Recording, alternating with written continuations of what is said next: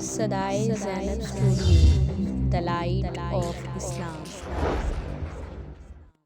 دلیل مانگنا چاہے تو دلیل کے لیے میں حاضر ہوں۔ میری یہ ایک دلیل کو آپ رد کر دیں، آپ جو کہیں گے میں ماننے کے لیے تیار ہوں، لیکن خدا را لوگوں کو یہ باتیں کہہ کر خراب نہ کریں۔ میرے نبی کا گھر اجڑ گیا، تمہیں کھانے کی پڑی ہے۔ نبی کے بچے ذبح ہو گئے، تمہیں اپنے بچوں کے سر پہ ہاتھ رکھنے کی پڑی ہے۔ میرے نبی کے پاس ایک یہودی آیا، اس نے آ کر کہا، اے محمد، میں نے سنا ہے کہ آپ مشکل کشائی کرتے ہیں، میرا بیٹا گم ہو گیا ہے، مجھے اپنا بیٹا نہیں مل رہا، صبح سے گم ہے، شام ہو گئی، ڈھونڈ ڈھونڈ کے تھک گیا ہوں۔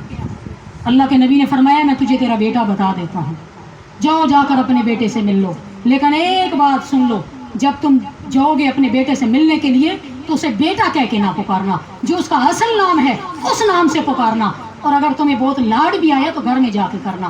وہ چلا گیا، جا کر دیکھا کہ باغ کے اندر بچے کھیل رہے ہیں، وہ بچہ وہاں پہ کھیل رہا ہے، جا کر اس کا نام لیا، بچے کو بلایا، اسے پکڑ کے گھر لے گیا، جا کر صبح سے شام تک باپ اور بیٹا بچھڑے ہوئے تھے نا، گلے لگ کر بہت اسے چوما چاٹا، پیار کیا، محبت کی، رویا، شکر ہے کہ میرا بیٹا مجھے مل گیا۔ دوسرے دن وہ یہودی حضور کی بارگاہ میں آتا ہے، کہتا ہے کہ مجھے یہ تو بتائیں کہ آپ نے مجھے یہ کیوں کہا کہ میں اس کے اصل نام سے اسے پکاروں، بیٹا کیوں نہ کہوں؟ حضور نے فرمایا، وہاں پر ایک یتیم بچہ بھی تھا، جب تو جا کے کہتا نا کہ اے میرے بیٹے، تو وہ جو یتیم بچہ تھا اس کے ذہن میں خیال پیدا ہو جاتا کہ دیکھو آج اس کا باپ زندہ ہے، اس کو ڈھونڈنے کے لیے آیا ہے، اس کو بیٹا کہہ کے پکار رہا ہے، اس کو یہ گلے لگا کے رو رہا ہے، اس کو چوم رہا ہے، کتنی محبت ہے باپ بیٹے میں، کہیں اس بچے کے دل میں یہ بات پیدا نہ ہو جائے۔ اس لیے میں تجھے یہ نصیحت کرتا ہوں کہ تم اپنے بچے کو اصل نام سے پکارنا، گھر میں جا کے لاڈ کرنا۔ وہ یہودی کہتا ہے کہ جیسے ہی میں نے یہ سنا کہ اسلام کتنی محبت والا ہے، کتنے ہمدرد ہے، دوسروں کا احساس کرنے والا ہے، جب سے یہ میں نے بات سنی اس دن سے میں کلمہ پڑھ کے مسلمان ہوں۔ اور میرے نبی کہتے ہیں کسی یتیم کے سامنے اپنے بچوں کے ساتھ لاڈ بھی نہ کرو، لیکن نبی کا گھرانہ کٹ جائے اور یہاں تم کہتے ہو کہ بچوں کے سروں پہ ہاتھ رکھو۔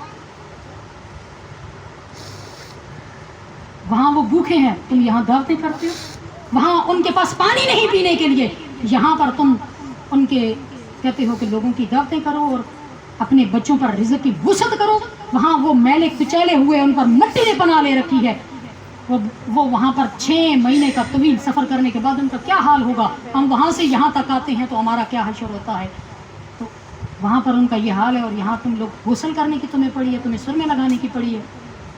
خدا را ان چیزوں سے بچیں، میں روز روز ان چیزوں کو نہیں کر سکتی، کچھ لوگوں کو میری ان باتوں سے تکلیف ہوتی ہے تو ہوتی رہے بھائی، جن کو ہوتی ہے وہ میرے سامنے دلیل لے کر آئیں، ورنہ امت کو ناسبیت اور خارجیت کی طرف لے کر نہ جائیں۔ اب میں آپ کو بتاؤں ان ہستیوں کا، تو میں شروع کروں گی حضرت موسیٰ علیہ السلام سے، بہت غور سے آپ نے سننا ہے، اس لیے کہ آپ کو یہ بات ذہن نشین ہو جائے۔ موسیٰ علیہ السلام فرعون کے دور میں، یا فرعون موسیٰ علیہ السلام کے دور میں ایک بدبخت بادشاہ تھا جس نے یہ دعویٰ کیا تھا کہ میں خدا ہوں، انا ربکم الاعلی، میں سب سے بڑا رب ہوں۔ اس نے دعویٰ کیا فرعون نے، اس کو کسی نجومی نے بتا دیا کہ ایک بچہ پیدا ہونے والا ہے جو تیری حکومت کو تہس نہس کر دے گا۔ فرعون نے خواب دیکھا تھا نا، نجومی سے اس کی تعبیر معلوم کی تو نجومی نے بتا دیا۔ اس کے بعد پھر کیا ہوا، فرعون نے حکم جاری کر دیا، سرکاری آرڈر جاری ہو گیا کہ جس کے گھر میں بچی پیدا ہوگی اس کو زندہ چھوڑ دیا جائے، بچہ پیدا ہو تو اس کو قتل کر دیا جائے۔ اس کے سپاہی ہر گھر میں جا کے پوچھتے، کسی کے ہاں ولادت ہوتی، بیٹا ہوا ہے تو اس کو ذبح کر دیا، بیٹی ہوئی ہے تو اس کو چھوڑ دیا۔ ادھر انہی دنوں میں موسیٰ علیہ السلام کی ولادت ہو گئی، تو جیسے ہی، اور اس طرح کرتے کرتے 70,000 بچوں کو قتل کیا، 70,000 بچوں کو قتل کروایا ہے فرعون نے، کہ کہیں وہ بچہ نہ ہو، یہ وہ بچہ نہ ہو جس نے میری حکومت کو تہس نہس کرنا۔ لیکن کہتے ہیں جسے اللہ بچائے اسے کون تکلیف دے سکتا۔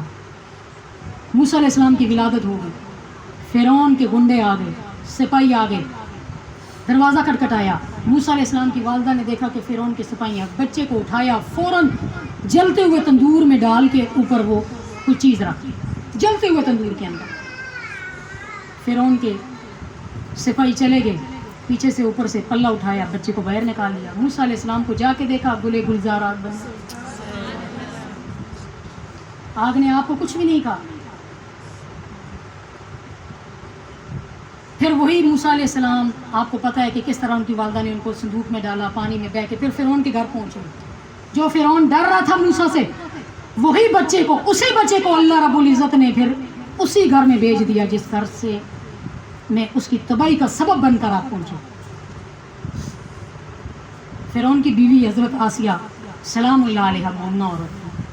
आपने बच्चे को, आपने कहा कि इस बच्चे को हम अपना बेटा बनाएंगे, हमारी औलाद नहीं है। तो फिरौन ने कहा ठीक है।